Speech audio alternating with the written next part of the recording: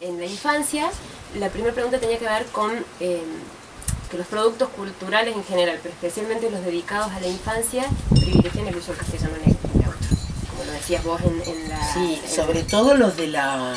No, sí, claro, de las grandes claro, corporaciones, exacto. para los países latinoamericanos, con esta excusa de unificar, hacer accesible para todos. Bueno, ¿qué hay detrás de esa política? Claro, a mí me parece que el uso, bueno, por empezar que la lengua cuando uno, bueno, en la diversidad de lo humano y sobre todo cuando uno trabaja en la literatura, cuando uno escribe, estoy hablando sobre todo, siempre, pero sobre todo de ficción, o sea, narrativa, poesía, escrituras no utilitarias, digamos, en un sentido directo, eh, lo que importa ahí, importa mucho la singularidad de la lengua y la diversidad como reflejo de la diversidad y singularidad de las sociedades, ¿no? De las poblaciones. Entonces, romper con eso, digamos, aplanar eso más bien, que es lo que intentan las, digamos,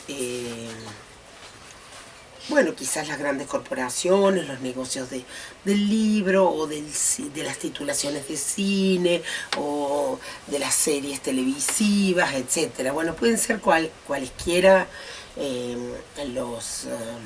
las vías, los caminos, digamos, para eso.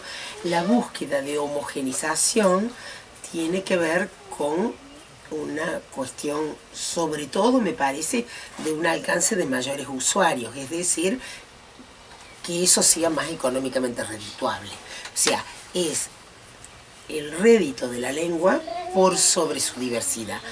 Yo lo encuentro muy parecido a lo que sucede con, por no decir que es la misma matriz ideológica, con, por ejemplo, los cultivos. Si uno piensa un monocultivo en lugar de la diversidad de cultivos. O sea,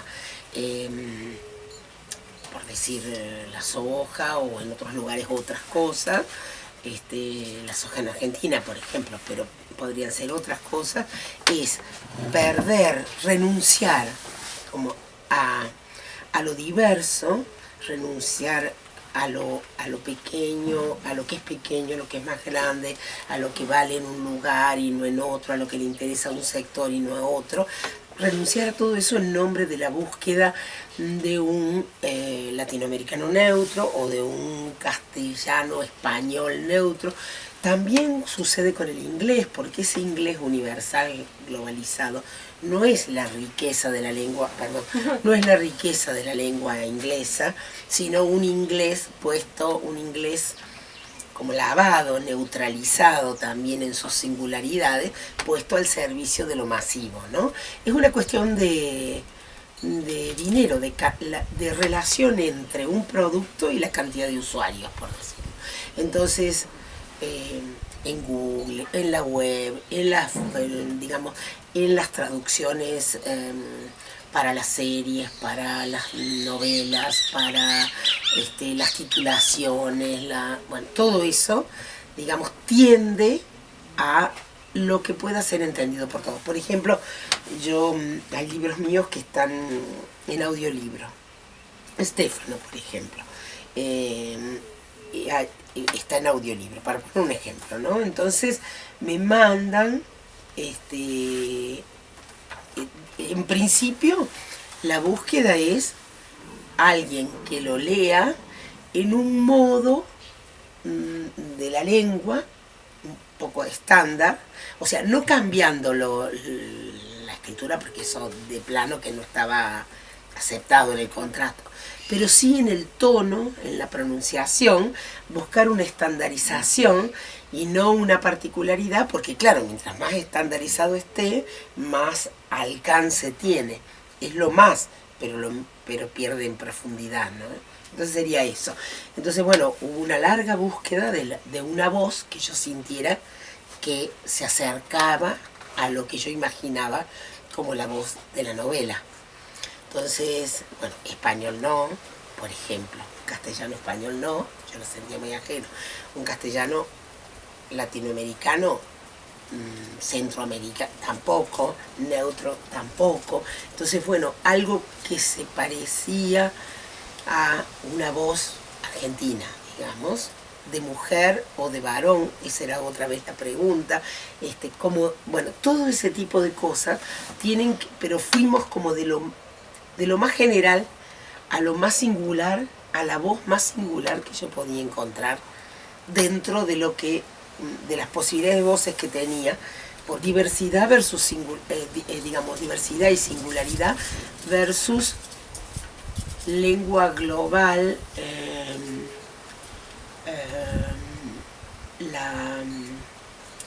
Bourdieu le llama la nueva vulgata universal, que es como esa lengua plana que deja de decir, porque eso es lo que sucede. En función de tener mayores, digamos,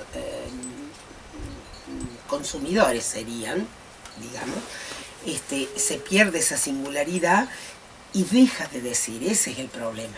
Que la literatura dice en su singularidad, en la articulación de qué hace un escritor, mira en su singularidad y en su singularidad encuentra lo social.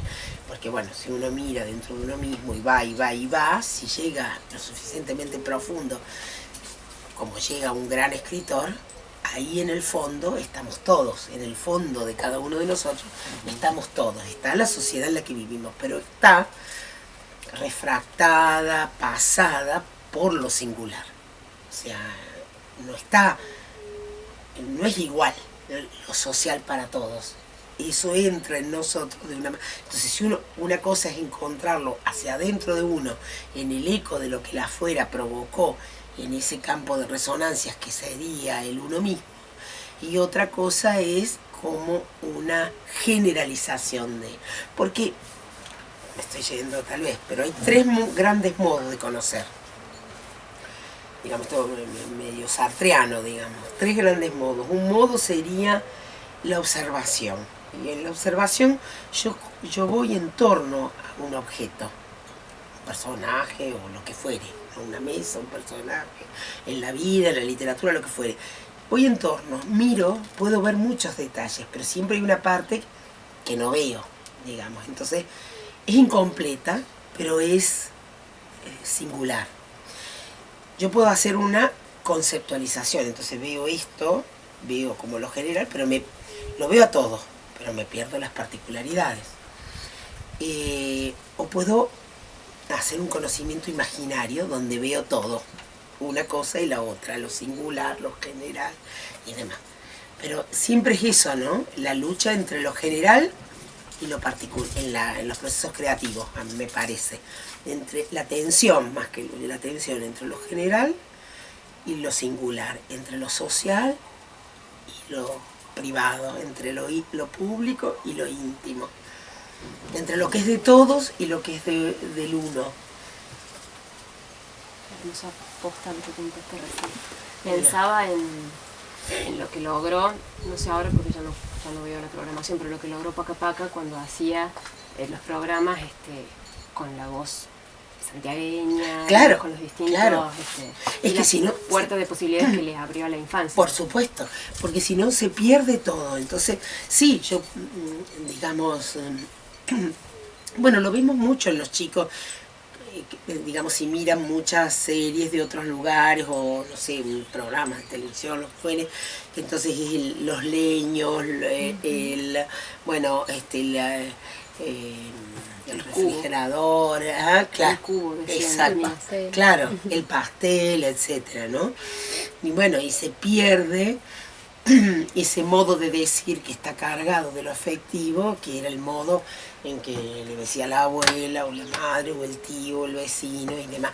Y además esa singularidad, porque es también un juego, es lo singular que sin embargo todavía tenga la posibilidad de ser comprendido por muchos otros, ¿no? Entonces, que hay una cosa que yo digo acá, que es una idea, esto de que una idea que yo escuché de una escritora colombiana que se llama Carolina Salín, que digamos, giré en torno a eso, que la lengua es mía, pero no es solo mía. Entonces es lo singular, es mi particularidad, pero no es solo mía en el sentido de que yo busco comunicarme con otros. Entonces, es un grado de la singularidad que todavía contiene a lo social. Y ese es el punto, digamos, ¿no? Porque, bueno, hay como, digamos, cuando uno escribe, está esa doble cosa, esa cruz de la lengua que es que hay uno, bueno, ustedes lo habrán visto también, lo sintagmático y lo paradigmático. En ese sintagma sería la ley, lo oficial, lo aceptado, lo general, todo eso. Y después lo otro sería esa memoria de la lengua en uno, ¿no? De cada palabra en uno, lo paradigmático. Pero cuando uno escribe, si no atiende a esto, el otro no alcanza a comprender, si se va demasiado. Si se aleja demasiado. Claro. Y si no atiende a esto, el otro no se conmueve. O sea que hay todo eso juega a la hora de escribir. Ahora, si uno pone todo así para que todos lo entiendan, pierde la posibilidad de conmoción, no solamente la singularidad, sino la posibilidad de tocarlo al otro en la particularidad. Hermoso.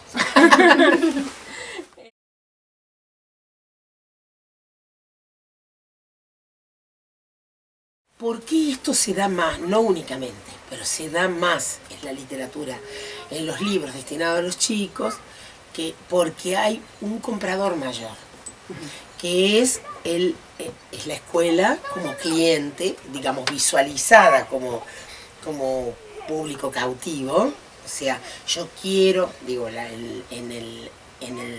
apetencia editorial de los grandes grupos editoriales, yo quiero tener ese cliente, lo quiero captar. Entonces, a ver, ¿qué necesita el cliente para que yo le produzca, digamos, ¿no? Entonces, porque el negocio, la venta de libros para chicos es mucho mayor en cuanto a la cantidad de ejemplares vendidos de cada libro que el de la literatura adulta, en líneas generales, ¿no? Hoy está muy de moda que muchas editoriales empiecen a trabajar casi a pedido. Sí, on demand, sí. Digamos, hay esto que decís, hay una ida desde las necesidades de la escuela, ¿sí? Como que se trasladan lo capta eso la editorial, claro, la editorial claro. Busca al escritor. Exacto. Para que el escritor produce para eso, el editor produce para la escuela y se hace. Entonces a mí lo que bueno, mi cantidad de años trabajando en construcción de lectores y yendo al lugar y qué sé yo, tiene que ver con eso. ¿Por qué una sociedad lectora es más interesante? Porque una sociedad lectora, digamos, una editorial le cuesta lo mismo hacer un libro en un sentido o en otro, de unas características o de otras, materialmente hablando, digamos. Y entonces, si hay una sociedad lectora más crítica y demás, demanda un tipo de texto en los libros que, digamos, diferente y es como va creciendo la literatura de un pueblo, ¿no? De una lengua y demás.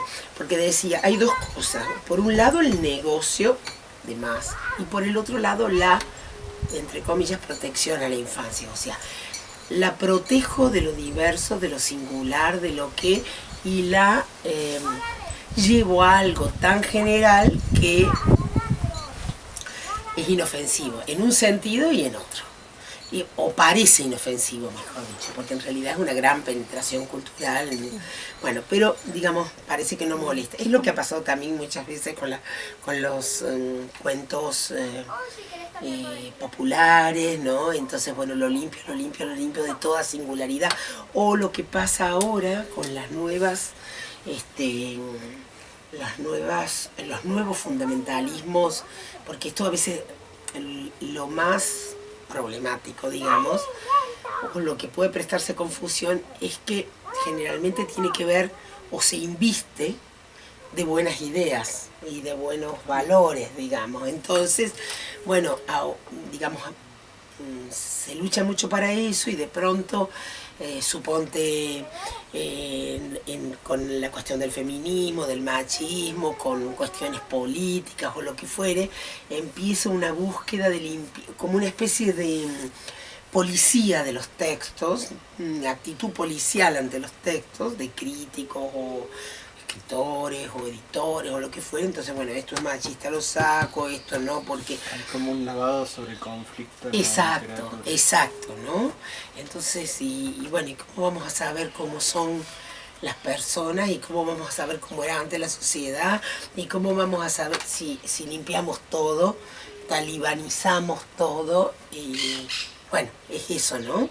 Es... Bueno, ahí entramos en la politicidad del arte, ¿no? ¿En qué consiste lo político? Ya nos hemos ido, pero ¿en qué consiste lo político en el arte? El lenguaje también. Es sobre todo en el lenguaje, no es en la limpieza de los asuntos donde está lo político, porque eso, digamos, esa persecución policial sería bastante conservadora, diría yo, bastante represora también, ¿no? Sino que la politicidad de un texto está en que tenga la potencia suficiente como para descolocarlo al otro, hacerlo pensar, conmoverlo, correrlo del lugar, digamos, sacarlo de sus preconceptos. Para todo eso un escritor tiene que ponerse en ese lugar, o sea, cuestionarse sus preconceptos, correrse de su propio lugar, mirar desde otro ángulo.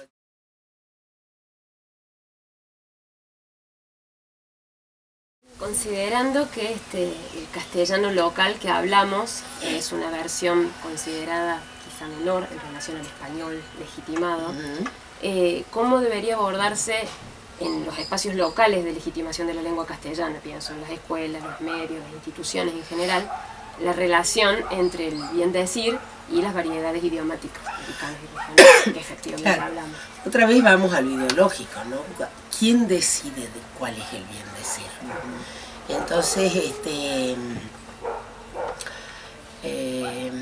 ahí, bueno, otra vez, ¿no? El bien decir es el de la metrópoli, la vieja metrópoli de la que se supone que ya nos hemos independizado, o el bien decir, o hay muchas formas de bien decir. Se contesta un poco con lo que te decía, entre que hay una legislación de la lengua que está en nosotros, pero fíjate que no la tienen todas las lenguas, porque el inglés, por ejemplo, no tiene academia de la lengua.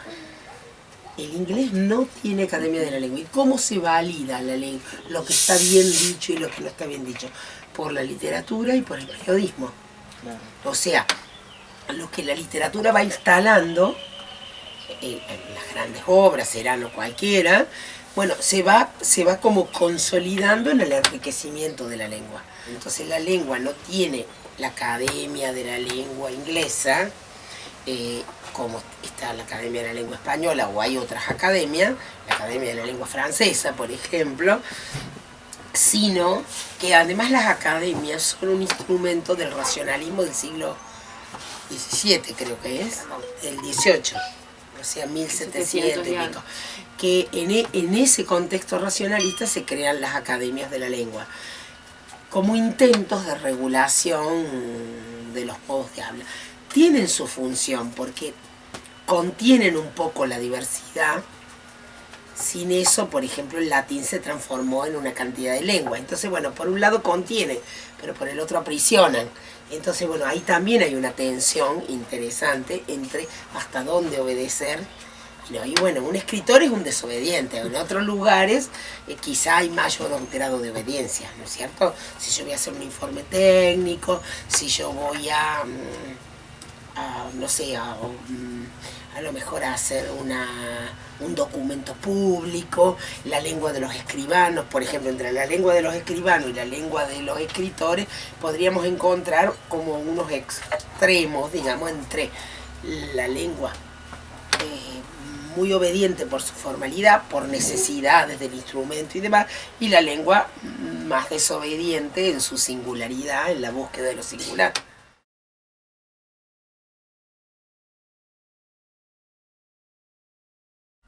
Una pregunta superadora podría ser ¿qué postura deberían tomar estos espacios en particular en esa tensión? Digo, por ahí, esos espacios que la escuela y bueno, la escuela, los medios, esto, claro, esto que digo, ¿no? Digamos, con ese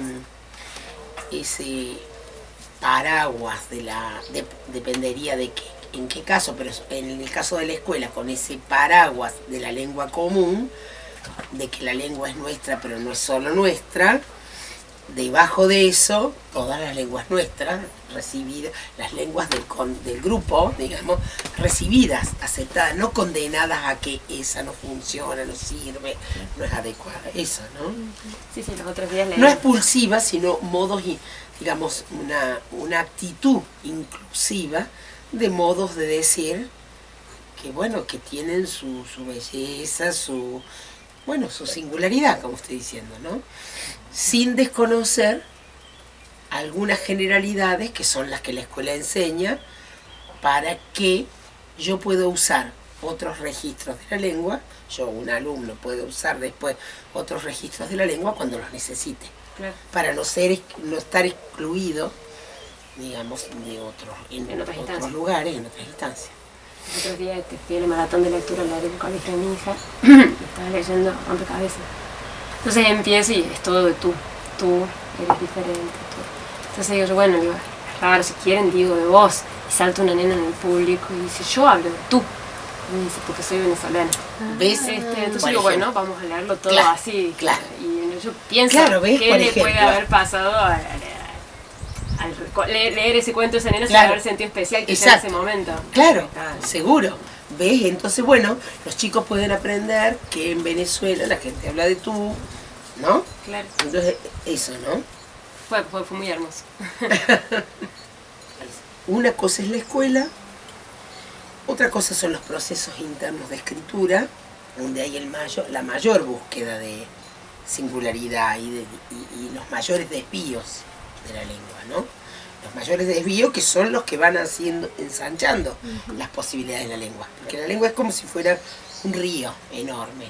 Y bueno, ¿y cómo se van ensanchando los márgenes? Porque hay gente que empieza a usar, hay usuarios que empiezan a usar ciertas formas y esa forma, bueno, tal vez la toma otro y así.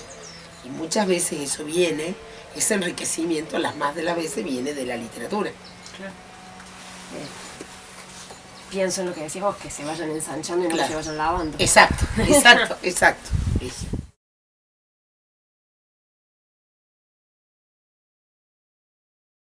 Vivimos en un territorio que ancestralmente estaba habitado por otras personas antes de la llegada de los españoles y de las otras inmigraciones. Pero actualmente los espacios hegemónicos de poder político, económico, cultural, etcétera, las instituciones y la gran parte de la misma población usa como lengua legitimada la que llegó y se fue armando desde las inmigraciones. Entonces pensamos, bueno, ¿cuál es el lugar de las lenguas originarias en ese contexto y su relación con las lenguas hegemónicas?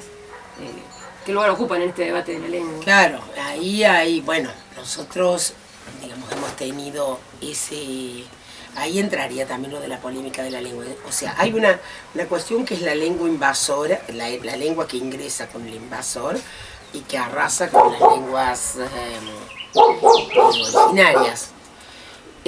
Ahí no siempre, bueno, hay una lucha, digamos, si uno ve en las historias de las lenguas, porque no es la única vez en la que hay un invasor que aplasta, llega, impone, no siempre el invasor logra imponer su lengua. Hay invasiones en las cuales, digamos, la fuerza bélica es de uno, pero la fuerza lingüística es de otros. Por ejemplo, la invasión de los godos y los ostrogodos al Imperio Romano de Occidente, son los otros los que incluyen el latín y, digamos, los dominados imponen su lengua o la lengua es tomada por los dominadores y demás. Pero nunca, o por ejemplo en el caso de la invasión árabe, la relación de los árabes con los españoles, hay dos lenguas que se mantienen durante 7 siglos y no hay una que se imponga a la otra, sino que se cruzan, se tocan y demás. Pero esto no quiere decir que no haya relación, o sea, aún si una lengua es dominada por una lengua por otra, digamos, o si están, se mantienen o lo que fuere, cualquier combinación, siempre hay del vencido al vencedor o al revés, hay influencias, hay palabras, hay estructura, y esa es la singularidad de nuestros modos de hablar en el país. O sea, ¿por qué en La Rioja se habla de una manera, en Santiago de otra? Es siempre, o en, qué sé yo, en Chubut de otra, y en la Pampa Gringa de otra, etc. Todos reconocimos que es la misma lengua. ¿Ves eso que yo digo de ese paraguas, sí, como un paraguas, digamos? Y todos sabemos que son distintas, digamos, distintas en esa particularidad, y nos gustan más unas tonadas y unas formas y unas expresiones y unas palabras que unos usan y otros no. Por ejemplo, en Santiago del Estero hablan del tú, por ejemplo, ¿no? Bueno, entonces, digamos, ¿eso qué es? Y la tonada, ¿qué es? Es lo que permea en la lengua sometida a la lengua sometedora. O sea, lo permea, va de abajo hacia arriba, como si fuera una humedad que brota y que no se va, en palabras, en tonada, en estructura, Un ejemplo bien claro es el cantito cordobés. Por ejemplo, exacto. Bueno, todo eso está de esa manera. Esto no quiere, aparte de eso, está las lenguas en sí mismas, las lenguas de los pueblos dominados, que fueron, anuladas, despreciadas, y que se convirtieron en vergonzantes. Yo he estado en encuentros con maestros mapuches que dicen, mis abuelos hablaban en lenguas solo cuando estaban solos, porque si no otros... Bueno, también me ha pasado con las lenguas, con lo que se llamó dialectos inmigratorios.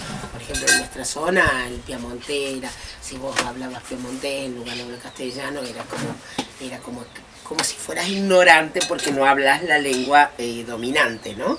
Y así es como se han perdido muchas lenguas. Ahí hay una tarea enorme por hacer, hay algunos trabajos en ese sentido. Tengo entendido que el pueblo mapuche es el más avanzado en eso. Bueno, y está el guaraní en la zona muy norte, en la vecindad con Paraguay. Paraguay es un ejemplo de un pueblo que ha sostenido el bilingüismo. Bueno, tendría que haber bilingüismo. O si vos me decís que tendría que haber bilingüismo, por lo menos en los lugares donde hay poblaciones originarias con una lengua distinta o con algunas lenguas, no sé, es un tema, no es mi especialidad, pero es un tema bien complejo. Yo he estado en la relación con la educación, me refiero. Quizá en Argentina no sería tan complejo si se tomaran las lenguas con más hablantes. Muchas se han prácticamente perdido. Para que los chicos de las escuelas o de las comunidades u otros chicos que aunque no pertenezcan a las comunidades, pudieran hacer, así como se hace inglés y castellano, se pudiera hacer, por ejemplo, por decir, en las escuelas patagónicas, mapuche y mapuzún y castellano. Eso, lo que pasa es que todos, antropólogos, educadores de distintas culturas, digamos, y de distintas lenguas, maestros de lenguas originarias y maestros de lengua castellana, pero la última instancia es que un Estado reconozca eso como una política de Estado. Claro. Ese es el tema, porque probablemente haya algunas experiencias, como estas que te decía en el Chaco, que haya algunas experiencias en algunos lugares del país, pero bueno, la cuestión es si un Estado considera en su política educativa que esas lenguas no deben perderse, entendiendo que una lengua es la cultura de ese pueblo también, no es solo la lengua. Hay experiencias, yo he estado en una escuela de San Martín de los Andes, pero no de San Martín, sino de un paraje a 2 kilómetros de San Martín, y es una escuela pública que está en una ladera, un lugar precioso, una ladera donde vive todos los chicos que van son de una comunidad, una escuela de 30 alumnos, ¿no? Pero una escuela pública común, solo que como está ahí, los chicos que van son chicos de la mapuche. Y ahí tienen teatro en mapuzún, tienen, digamos, varias cosas en esa lengua. Pero son experiencias hermosas, pero digamos porque hay una directora, una maestra, un equipo, qué sé yo, que lo piensa para ese lugar. Lo que estamos hablando, me parece, es de la importancia de que esas experiencias particulares, que no son muchas tampoco, se pudieran sistematizar para la educación del país, digamos, y en ese caso esa sistematización me parece que tendría que tener políticas diferentes para las distintas zonas, regiones, cuáles son, bueno, porque algunas tienen más habitantes que otras, más hablantes que otras.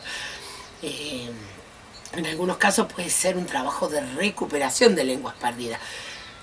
En algún punto, no sé si saben ustedes, hay, por ejemplo, en la Argentina hay una línea de poetas que trabajan en la recuperación de la lengua mapuche, del mapunzún. Ahí, por decir Liñán Calao, para decir el nombre quizá más importante. Pero hay muchas y muchos. Son gente que ha perdido la lengua, que son hijos o nietos de hablantes originarios, que están recuperando la lengua para la escritura poética, ¿no? O narrativa. Y que escriben bilingüe, castellano y porque también ahí hay otra cuestión. Yo no sé qué vas a sacar de todo esto, pero bueno, pero ahí hay otra cuestión. ¿En qué? Sí. Lo olvida. ¿En qué lengua? Tampoco es inocente en qué lengua elige escribir un escritor. Porque claro, suponte que, bueno, Selnan ya prácticamente no queda, hablante Selnan no sé si queda, pero Selnan, Onas, serían los que, sí. lo que pasa es que Onas es el nombre ofensivo, digamos, claro, o dado por otros. Los Yámanas, los Selnan son, sí, etnias, pero por decirte, por ejemplo, Pilagaes, que no sé si conservan la lengua. No hablo de los mapuches o los guaraníes o los collas, que son, o los aymaras, que son los que más, los que tienen más hablantes. Por ejemplo, no me acuerdo qué estaba por... suponte que vos digas, o bueno, ponele que tomes un escritor mapuche, que si decide escribir en mapunzún, solamente, porque los hay, pero hacen bilingüe, claro, solamente reducen mucho la cantidad de lectores, entonces también reducen la influencia que puedan tener sobre otros. Es toda una cuestión política también la elección de la lengua.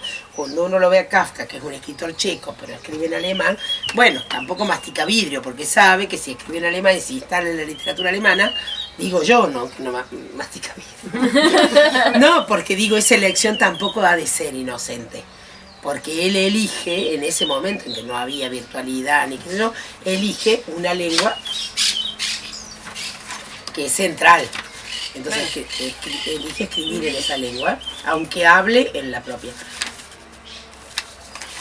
Claro que también tiene tanta complejidad, tanta riqueza esto, que por ejemplo... Ahí voy. Pasa lo mismo con el mate, yo tomo despacito y me dice Te el irritan. micrófono y todo eso, y yo lo tomo así tan. No, que ella no lo toma.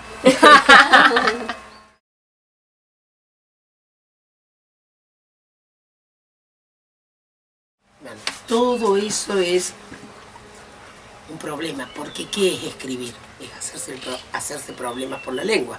Eso es escribir. O sea, escribir sería preguntarse acerca de lo que nadie se pregunta cuando habla, ni siquiera quien escribe. Yo ahora no me estoy preguntando, digamos, yo hablo con vos y no, a lo mejor no me importa qué palabra uso, pero si estoy escribiendo, esa palabra, si va lo, si va qué, si va, qué sé yo, si va perro, si va can, si va pichicho, todo eso es un asunto, ¿no? Escribir. Me gustó eso del escribir es hacer problemas con la lengua. Claro, es varias cosas, es hacer problemas con la lengua y es poner a la lengua en problemas. La literatura es lo que está hecho, o sea, lo que vos pudiste Podría haber escribir sido, o qué sé yo, o lo que no toma, como yo ahora considero, no es lo mismo escribir que ser escritor. O sea, yo puedo escribir en mi casa 20.000 cosas, pero eso solo entra en la medida en que yo lo publique, lo asuma o alguien lo publique, yo lo haga público o lo ponga en, no sé, en circulación, de alguna manera. Puede haber más alternativas, más oficiales, más grandes, más chicas, pero digamos, mientras quede en mí, eso es, bueno, forma parte de lo propio. Es como si yo dijera, bueno, yo hago unos gestos y en mi casa, mientras estoy con los míos, eso no es teatro. O sea, para que haya teatro tengo que tener un espectador. Lo tengo que poner en un lugar público, aunque sea en el living de mi casa, invitando a alguna gente, ¿no es cierto? Entonces, habría que ver ahí. Lo que después entra en otra cosa esto, de qué vive un escritor. A mí me parece sumamente interesante el tema de lo económico. ¿Cómo hace un escritor, dado que vivir de los derechos de autor no es algo que le suceda a todos los escritores, ni mucho menos, que si le sucede a algún escritor, muchas veces es al final de una vida, después de muchos libros, bueno, salvo, bueno, depende, bueno, puede tener muchas variantes eso, pero digamos, uno pretende vivir de la escritura desde el arranque o uno escribe en medio de otras cosas. Y yo creo que las escrituras más potentes y mejores son las que nacen en medio de otras cosas, tal vez en algún momento en medio de la vida de un escritor y bueno, tal vez en algún momento empiecen a significar económicamente para ese escritor. Hay esa fantasía del Harry Potter y todo eso, pero son fantasías, son cosas, primero que son construcciones empresariales muy grandes, son, digamos, que están detrás de esos productos, porque se hace cine, hay un merchandising, qué sé yo. Pero si no, la vida de un escritor no corre por ahí. Entonces, ¿de qué se gana la vida un escritor? De algo que generalmente, puede ser de cualquier cosa, pero generalmente de algo que tiene que ver con los libros, o sea, que edita, o corrige, o enseña, o bueno, qué sé yo, o es librero, o no sé, hace alguna cosa alrededor de los libros y en sus ratos libres, o no sé cómo se llame, escribe. Porque escribir da trabajo, pero no es un trabajo. No es un trabajo como son los trabajos que tienen una medición, una relación entre el tiempo invertido y el dinero que se gana por eso. Y escribir no es eso.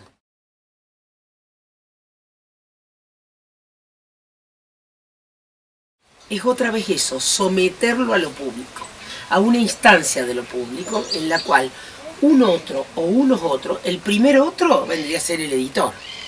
El primer otro al que vos le das y dice, bueno, no, yo considero que esto sí, que esto no, que esto tiene esta manera, que lo podemos hacer de esta forma. O sea, un otro que considera válido o el esfuerzo de embarcarse para hacer circular algo, por un lado. Y después están todos los otros filtros. Después, una vez salido eso, tanto el autor como el editor, el escritor como el editor se someten a otros. Que va uno que hace una crítica, el otro que hace un comentario, el otro que lo enseña, el otro que dice esto es una porquería, etcétera, etcétera, ¿no? Y bueno, eso es todo. Uno puede intervenir en eso y decir, no, bueno, yo también tengo una voz y a mí lo que vos haces, por ejemplo, reseñando ciertos libros que a lo mejor otro no lo tomaría, esas son las intervenciones. Pero siempre ir a pelear dentro de un campo.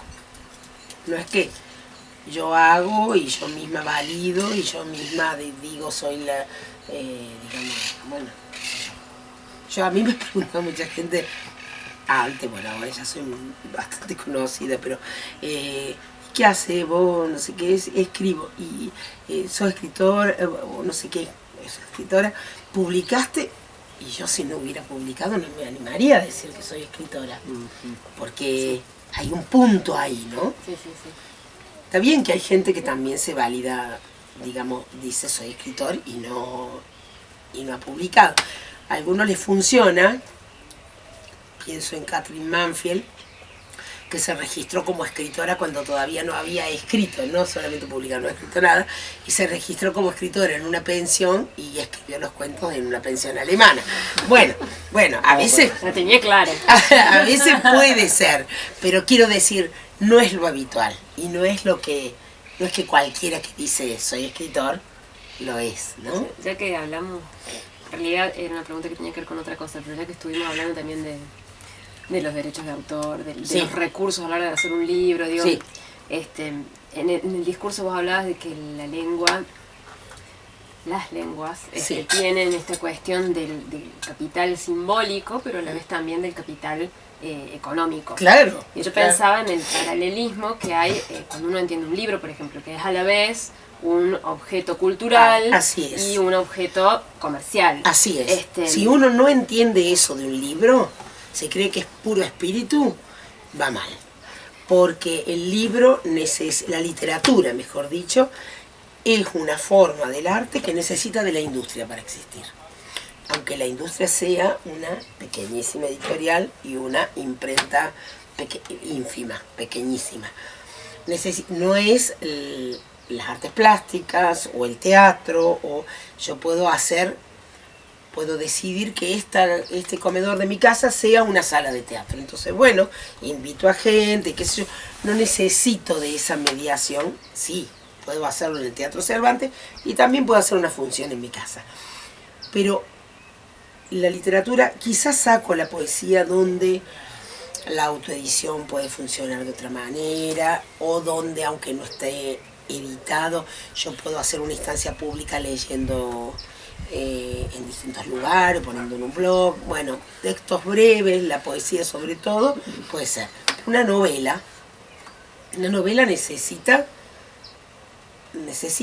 de esa instancia también. Entonces ahí es a la vez, hay un producto del espíritu, que es lo que estaría como adentro, pero está soportado por una materialidad, que es un objeto, que es una mercancía, que al igual que con otras reglas o qué sé yo, pero bueno, como si fuera un zapato o un pan, se compra, se vende, tiene un porcentaje para uno, para el otro, va por ciertas cadenas de venta, bueno, etcétera, no se expone, se publicita. Pensaba que a veces esa capa o ese nivel más comercial que implica un usufructo, un lucro, de alguna manera a veces está como invisibilizado, ¿no te da esa Sí, sensación? muchísimo. ¿Por qué puede ser? Yo voy a muchas escuelas y siempre saco ese tema, porque a mí me parece que desacralizar eso es muy importante, porque eso va unido, esa sacralización va unida a que todo lo que va en forma de libro es bueno.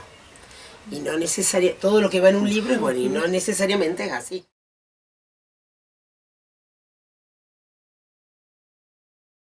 La sociedad elige o busca narrarse a sí misma, o busca representarse a sí misma. A veces no es narrar, a veces es poetizar. Entonces, para eso tiene que haber como diversas escrituras, porque si no, solo se buscaría o narraría la clase media o el sector urbano, o no sé, los descendientes inmigrantes, por decirte, ¿no? Pongo así como alguna, mientras más y esa diversidad es más interesante cuando mayor formación tenga las personas de un país, mayor acceso a la educación, todos los sectores sociales. O sea, otra vez, eso pide una sociedad más inclusiva. Mientras más inclusiva sea una sociedad, mejor es su literatura. Entre otras cosas, por eso la literatura argentina es tan rica.